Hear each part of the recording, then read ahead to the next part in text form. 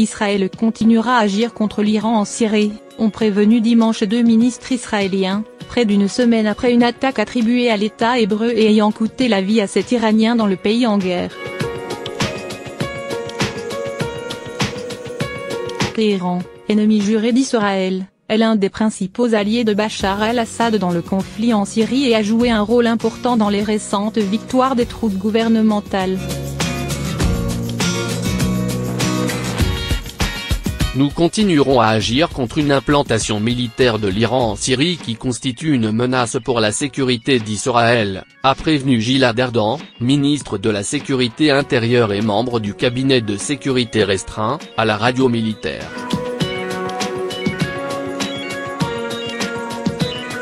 Le ministre de l'Éducation Naftali Bennett, lui aussi membre du cabinet restreint, a pour sa part affirmé qu'Israël s'accordait une liberté d'action totale.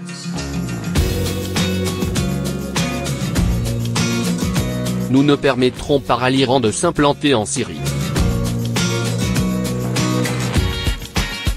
Notre frontière nord ne peut devenir une aire de jeu pour Bachar el-Assad, le président syrien, a-t-il ajouté. Deux pays bordent le nord d'Israël, la Syrie et le Liban où est actif le mouvement chiite du Hezbollah, autre bête noire de l'État hébreu. Ces menaces ont été réitérées au lendemain de frappes américaines, françaises et britanniques contre plusieurs sites en Syrie liés au programme d'armement chimique du régime.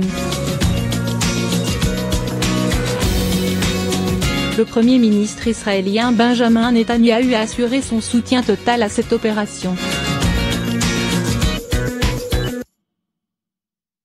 Depuis le début de la guerre en Syrie, Israël veille à ne pas être entraîné dans le conflit, mais à frapper des dizaines d'objectifs, positions du régime syrien ou convois d'armes à destination du Hezbollah libanais. Lundi, la base aérienne T4 dans la province centrale de Homs en Syrie avait été la cible d'un raid que le régime de Damas et ses alliés russes et iraniens ont attribué à Israël. Au moins 14 combattants pro-régiment, dont 7 Iraniens, ont été tués. Le lendemain, l'Iran a promis une riposte.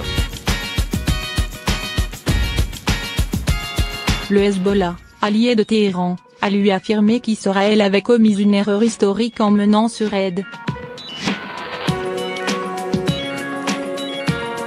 Les responsables israéliens se sont refusés à confirmer leur responsabilité dans cette attaque, tout en multipliant les mises en garde à Téhéran.